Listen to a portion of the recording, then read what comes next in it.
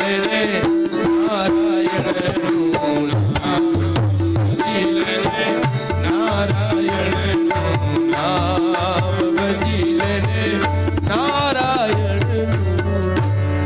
નારાયણનું નામ લીધું છે એને વૈકુંઠ ની અંદર લઈ જશે લવાશે. ત્યારે યમુના દૂતો કહે છે કે હે ભગવાન, આ નારાયણનું નામ આપના વૈકુંઠના નારાયણનું નામ નહીં, પણ એના દીકરાના નારાયણનું નામ લીધું છે મહારાજ. ત્યારે ભગવાનના દૂત કહે છે કે હે યમુના દૂતો, એને કેને પ્રકારે ભગવાનનું નામ લીધું છે, ભગવાનનું નામ લીધું છે તો એને વૈકુંઠ ની અંદર લઈ જશું મહારાજ. હે યમુના દૂતો, એક કામ કરો, આપ યમરાજાને પૂછીને આવો કે કોઈ અંત સમયે એને કેને પ્રકારે ભગવાનનું જો નામ લઈએ તો એને વૈકુંઠમાં લઈ જવું જોઈએ કે એને નરકની અંદર યમના દૂતની અંદર યમરાજા પાસે લઈ જવું જોઈએ. ત્યારે યમના દૂતો છે એ યમરાજા પાસે ગયા અને યમરાજાને કહે છે કે મહારાજ, એક અજામિલ નામનો બ્રાહ્મણ છે, એને અસંખ્ય પાપ કર્યા છે મહારાજ, અસંખ્ય પાપ કર્યા છે મહારાજ. અમે એને લેવા માટે ગયા અને અંત સમયે એ અજામિલે પોતાના પુત્ર નારાયણને બોલાવ્યો. એ નારાયણને બોલાવ્યો ત્યાં તો મહારાજ અમે પાસ નાખ્યા, આપણા યમના પાસ, એ પાસને કઢાવી અને ભગવાનના દૂતો ત્યાં પહોંચી ગયા છે કે એને કેન પ્રકારે ભગવાનનું નામ લીધું છે, એને તો ભગવાનના ધામની અંદર લઈ જવું પડશે મહારાજ. મહારાજ એ સાચું છે? ત્યારે યમરાજા કહે છે કે હા યમના દૂતો, આ સાચું છે. ત્યારે થોડું યમના દૂતો યમરાજાનો સંવાદ બતાવ્યો છે. પાપ, પુણ્ય અને મિશ્ર. પાપ કોને કહેવાય, પુણ્ય કોને કહેવાય અને મિશ્ર કોને કહેવાય મહારાજ? જીવનમાં મહારાજ ભગવાન પાસેથી એટલું જ માગજો કે હે પરમાત્મા, અંત સમયે તારું નામ સ્મરણ થાય મહારાજ. જો જીવનની અંદર અંત સમયે ભગવાનનું નામ સ્મરણ થઈ ગયું તો આપણું જીવન સુધરી જશે મહારાજ.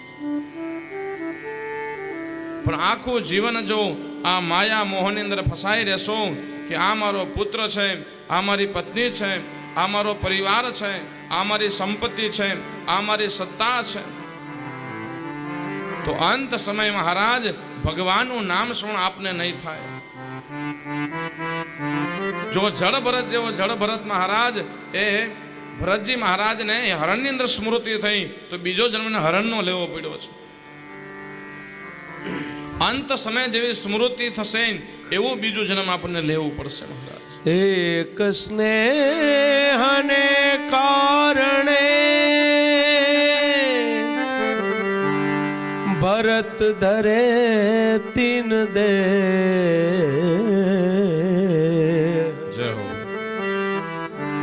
तुलसी उसकी क्या गति, जो घर घर करे स्नेह. જય હો.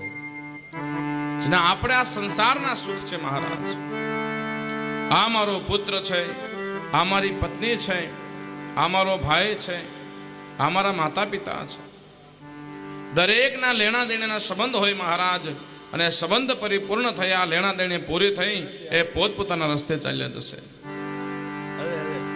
પણ અંતે તો આપણે એકલું જ જવાનું છે મહારાજ.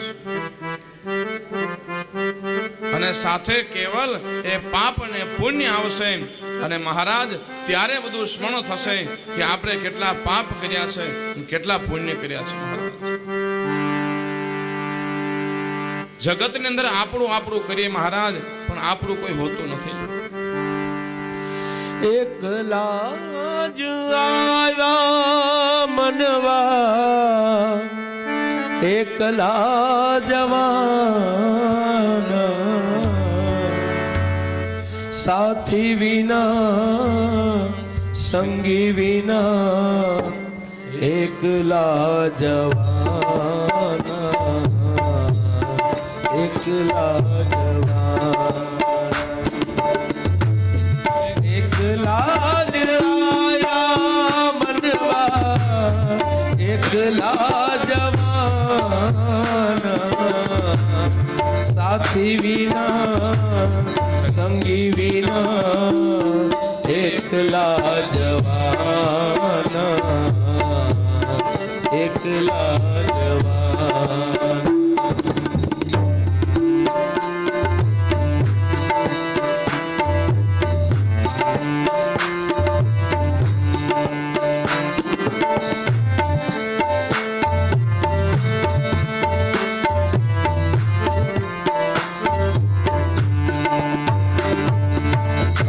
જાની કેડી એ કાયાના સાથ દે કાળી કાળી વાદળી એ છાયાના સાથ દે કાળ જાની કેડી એ કાયાના સાથ દે કાળી કાળી વાદળી એ છાયાના સાથ દે કાયાના સાથ દે ભલે છાયાના સાથ દે ભલે પોતાના જ પંથે પોતાના વિના સાથી વિના સંગી વિના એકલા જવાન એકલા જવાન એકલા જ આવ્યા મનવા એકલા જવાન સાથી વિના સંગી વિના એકલા જવાન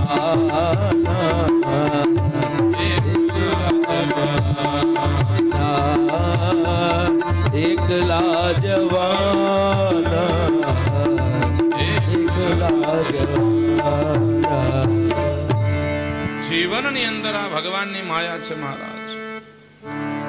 એ માયાની અંદર જો ફસાઈ જશો તો દુર્ગતિ થશે, પણ આ માયાની જો પર થશો, ભગવાનની અંદર પ્રાણ લાગી જશે, મન લાગી જશે તો સદગતિ થઈ જશે મહારાજ. અંતે છે યમુના દૂતો ફરીવાર આવ્યા, ભગવાનના દૂતોને કહ્યું કે મહારાજ આપ લઈ જાઓ એને, એ આપનો પ્રાણ છે મહારાજ. તો અંત સમયે ભગવાનની નામ સ્મૃતિ થઈ એટલે ભગવાનનું ધામ મળશે. આને તો જો અજામીર એટલા પાપ કર્યા મહારાજ, અજામીર એટલા મહાપાપ કર્યા, જો એને ભાગવતનું સ્મરણ કરવાથી, કેવલ નામ ભગવાનનું નામ સ્મરણ કરવાથી, નારાયણનું નામ લેવાથી જો ગતિ મળતી હોય મહારાજ, તો આપણે એટલા પાપ કર્યા જ નથી. એટલું તો આપણે ચોક્કસ કહી શકીએ ને. કર્યા હશે પણ આટલા તો નથી જ કર્યા, તો આપણને મુક્તિ કેમ ન મળે? ભગવાનનું નામ સ્મરણ કરો મહારાજ. तुलसी सीताराम को रीज भजो के खीज उल्टा सुलटा वाविए ज्यों खेता में बीज. એને કેને પ્રકારે ભગવાનનું નામ લેજો મહારાજ. તીર્થ ક્ષેત્ર છે, બને તેટલું ભગવાનનું નામ લેજો. રાજા પરીક્ષિત કહે છે કે મહારાજ